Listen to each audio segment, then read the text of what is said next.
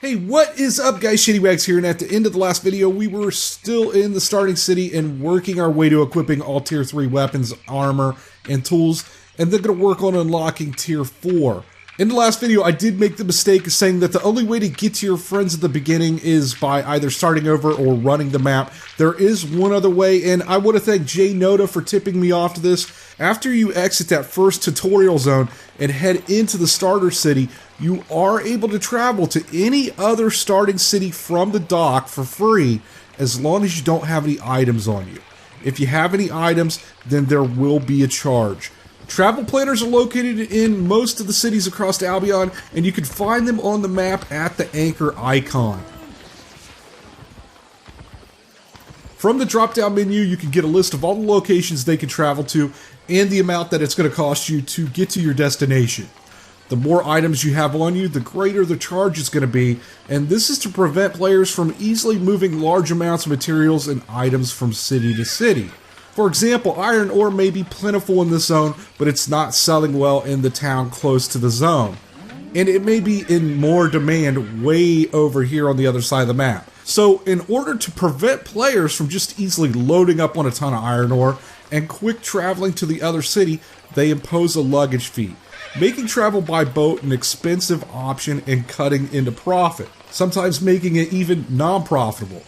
In order to make a profit, the player would need to take the long, safe trip to the other city or take the shorter but more dangerous route. The other way to travel around Albion is by mount, and when you start the game, you're going to see other players moving around on horses and oxen. You're probably wondering, how do I get one of those? Then you're eventually going to check out this guy over here at the stable, and you might think to yourself, well, I could craft a mount. Well, it's not that easy.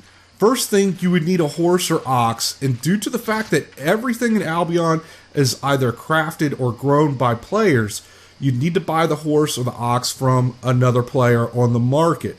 Don't do that, because we already determined you need to meet requirements to craft things, and you're not going to meet the requirements to craft a mount at this point in time. It actually requires harvesting carrots to unlock that skill. So the fastest and easiest option right now is to buy a mount from the marketplace that someone else has already crafted, or join a guild and see if they're willing to provide you with a mount, or if they can provide you with the resources to raise your own. If you're going to purchase your own mount from the marketplace, it will take a substantial amount of silver, but I did show you in that first beginner's guide video how in an hour I was able to make over 10,000 silver, and that should be more than enough to buy a mount. If you didn't watch that video, please go check that out. I would also recommend purchasing the ox. It is slower than the horse, but allows you to carry more weight, and that allows you to gather more materials and equals out to more fame and possibly more silver. A mount does not have inventory slots that you click on and drag items to. What they do is, as long as you are on or around the mount, it adds to your overall weight capacity. When you dismount, there's going to be an orange circle on the ground, and as long as you stay in that circle, you will receive the weight increase benefit. If you leave the circle, the mount will despawn, and you'll lose that benefit and possibly be extremely encumbered. You can be knocked off your mount. It does take more damage to knock a player off an ox than it does a horse, but the horse is faster than the ox. And to make your mount gallop, double click. Even though you purchased a mount, you probably still want to know how to raise them. And we're going to go over that here eventually. Trust me, this all fits together. Once you've unlocked the skill to craft tier 4 adept items, those cannot be crafted in the starter cities. They will not show up in those crafting stations. They must be crafted at player-built buildings that are located in the larger cities. The cities are owned by guilds, and they participate in sieges to either gain or defend ownership. The benefit to owning a city is that a guild can set tax rates in the town and receive a portion of all money made in the city. Each plot of land is owned by a player, and initially after purchasing an empty plot, they can then build a building of their choice. The benefit of owning a building is that you can set a usage fee, so anyone who crafts at that building will have to pay the fee. The plots of land do go up for auction, and you can get the auction details by clicking on the sign in front of the plot of land. If you are able to outbid the current owner, you would gain control of that plot of land and any buildings on that plot. Now, I had a lot of tier 4 items to craft, and when I found out that I was going to have to pay a usage fee, I was like, forget that. I'm going to buy my own island and build my own buildings, and I'm not going to give my silver to anyone else. Well, Albion Online has this little trick that nothing is as easy as it sounds. Island vendors are in every major city, and they look like pirates. To purchase your own island costs 6,250 silver, and it requires you to have purchased premium. Whatever city you purchase your island from will be located off the coast of that city, and you can travel to your island from either the island vendor or the travel planner in that city, and it is free regardless of the amount of items you have on you. Once you purchase the island, there are 6 upgrades to the island, and each one of those costs more and more silver, but each upgrade provides you with more building spots. The very first time you purchase the island, it only has one building spot, and that spot is for a house only. Really, the only benefit to having a house early in the game is that you can craft a storage chest, place the chest in the house, and place items in the chest. That is beneficial if you're playing with other players, because from the island dock you can set co-owners, and by placing items in the chest, you can share those materials. To set a co-owner, just click on the signpost at the island dock, and then type the player's name into the co-owner field. This can be any player, including your alts. This person will now be able to travel and have full use of your island. So you can't farm on this island or build any crafting stations on it until you upgrade it to level 2, and that next upgrade costs 18,750 silver. Once you upgrade to level 2, you get 1 farming plot, 1 large building plot, and 2 small building plots. So if your intentions are to use this island to farm or craft, don't even worry about purchasing it till you have at least 25,000 silver. Once I purchased the 2nd tier island upgrade, I initially built a pasture first, thinking I could start raising horses. Don't build that pasture first on that large plot in the back. Build the farm, because you cannot even place down livestock until you gather carrots and unlock the ability to raise livestock. So build the farm first, buy the carrot seeds from the farming merchant, and grow those. To build the farm, click on your player icon in the top left-hand corner and select Build. Select the farming tab. Now click on the Build button underneath the farm. Move the farm until it's green, and then click on the Build button, and then pay the silver to begin construction. By clicking on the construction site, we can see that to finish construction on the farm, it needs 15 rough logs and 15 rough stones, and those can be collected from the island. Once the materials have been collected, click on the farm construction site again, and click on the hammer icon underneath the rough logs, and this will begin feeding the materials into the construction job. Once the materials have been added, the light will turn green, and you can repeat this process for the rough stone to complete the farm. There is a farming merchant at the back of the island, and you can purchase carrot seeds from him.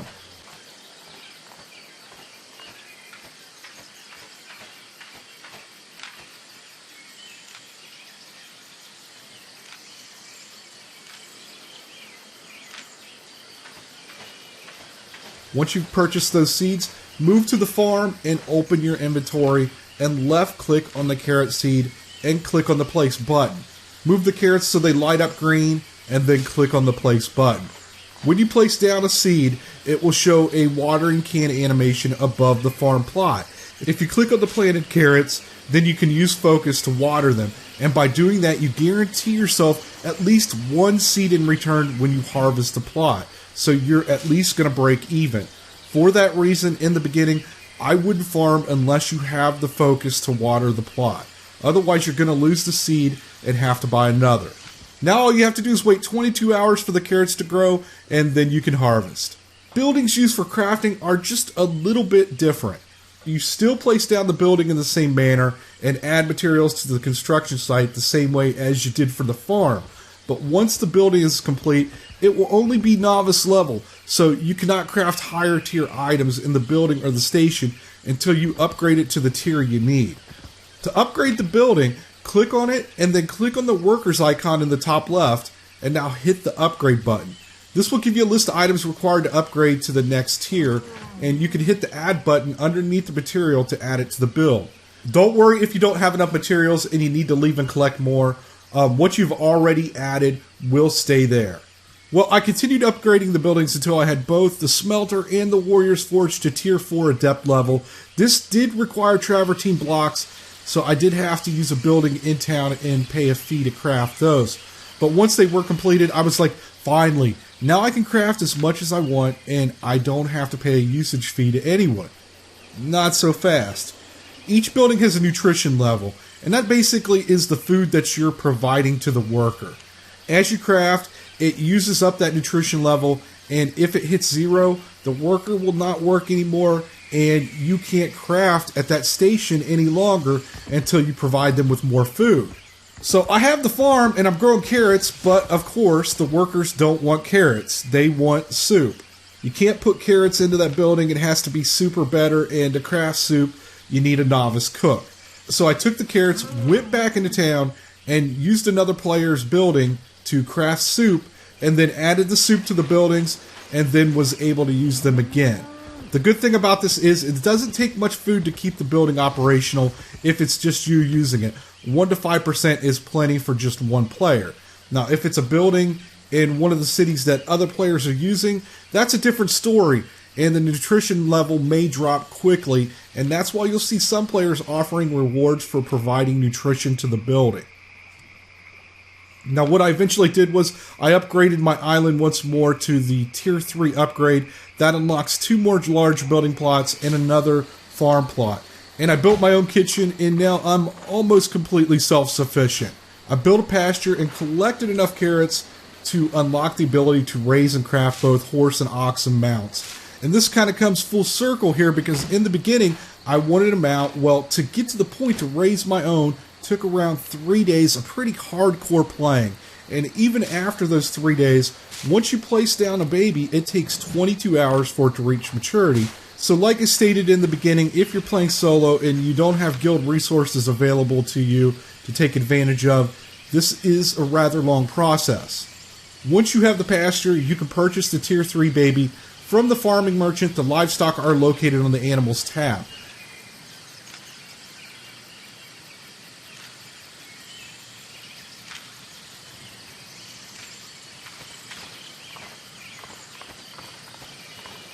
Move to the pasture, open your inventory, and left click on the baby. Now click on the place button. Move the square to an empty spot, and then again hit the place button. If you click on the baby, you're going to see that it's not growing. In order to start the growth, you must feed the baby. Drop food into the food box, and that's going to increase the yellow food meter. You want to fill this all the way up so the baby will have food the entire time it's growing. You can also spend focus to nurture the baby. Without nurturing, I have a 0% chance for that animal to have a baby when it reaches full growth. If I spend the focus points to nurture, that goes up to a 104% chance, so I'm going to get at least one baby back with a small possibility of twins. When the calf is full grown, just click on it and click on take to pick up the baby. Then click on the full grown horse or ox, and then click on the pick up button. Now I can place down the second baby and begin the process again. I'm now left with the ox in my inventory, but I still need to craft that into a mount. So I make my way into town and locate a saddler because I don't have one on my island. I pay the usage fee to craft the mount and then place it on the marketplace. So hopefully you can see how the mechanics in Albion all work together, and each craft relies on another and another and another. I hope you found this information useful. If you did, please hit that thumbs up button. And if you haven't already, please hit that subscribe button. Thank you so much for watching, and until next time, have a good one.